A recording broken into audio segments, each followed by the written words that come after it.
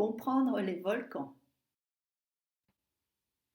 Notre Terre peut être comparée à un fruit comme une pêche.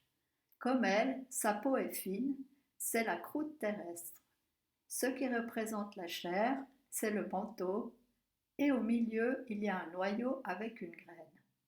Ces différentes couches qui forment la Terre sont faites de roches et de métaux.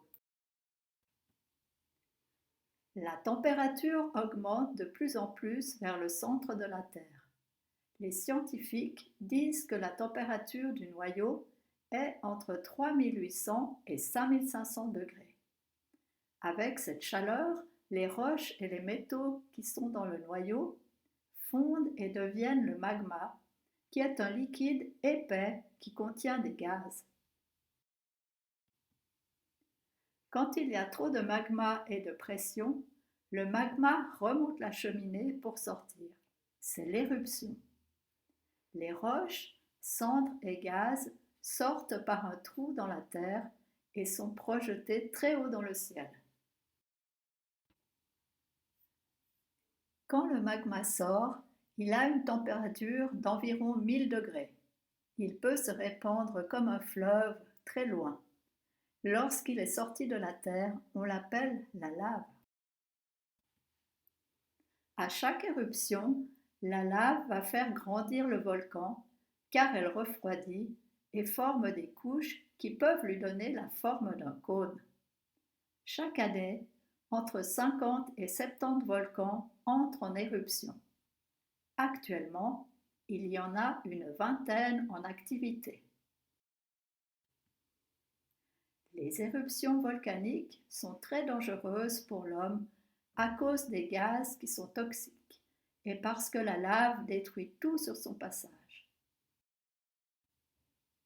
En 1991, après 500 ans de sommeil, le volcan Pinatubo aux Philippines s'est réveillé.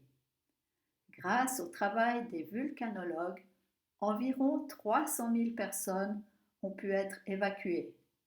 Il y a eu quand même environ 1200 morts et 80 000 maisons ont été détruites. Les cendres du volcan ont fait plusieurs fois le tour de la Terre pendant 3 ans. Les températures ont un peu baissé car les rayons du soleil ne pouvaient plus passer de la même manière.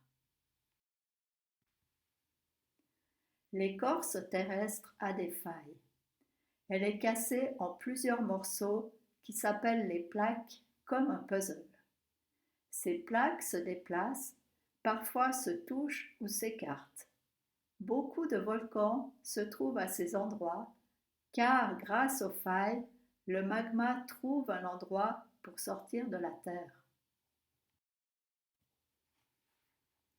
Les volcans sont souvent situés près des failles. Autour de l'océan Pacifique, il y a une longue chaîne de volcans qui s'appelle la ceinture de feu. On y trouve 70% des volcans actifs de la Terre, soit environ 1000 volcans. Certaines éruptions peuvent durer quelques heures ou quelques jours. D'autres peuvent durer des mois ou des années.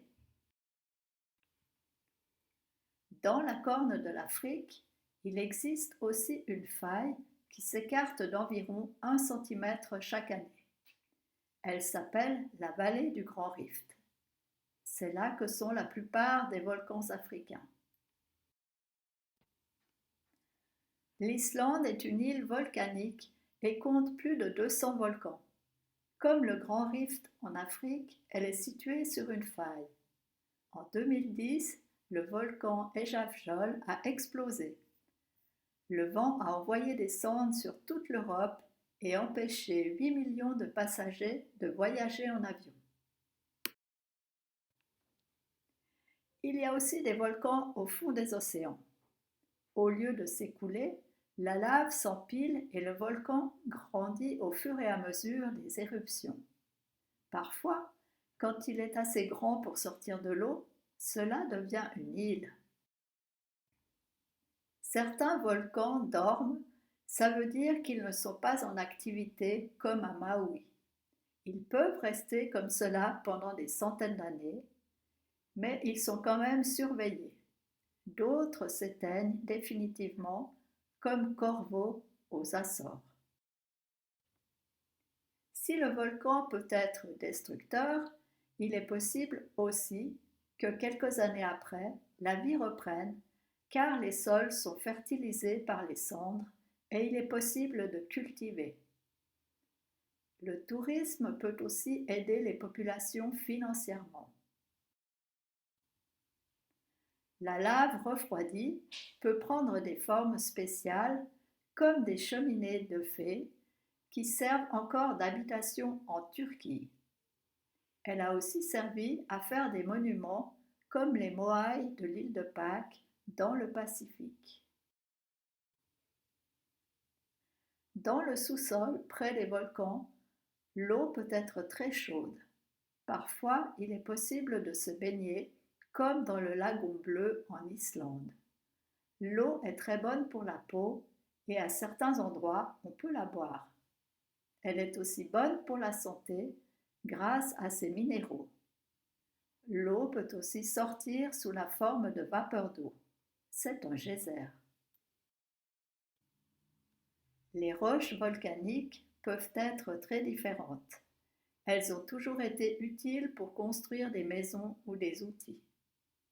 Les volcans produisent aussi des métaux précieux comme l'or, l'argent, l'uranium, le nickel et des pierres précieuses comme par exemple le diamant ou l'améthyste.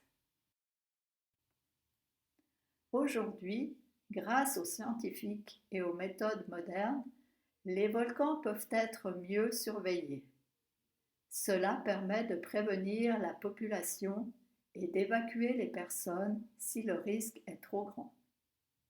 Par exemple, la ville de Catane en Sicile est au pied de l'Etna, qui est le volcan le plus haut et le plus actif d'Europe. Sa dernière éruption s'est terminée en juin 2022. Tu peux t'abonner à la chaîne pour suivre plus de vidéos et partager avec tes amis si tu le veux. À bientôt!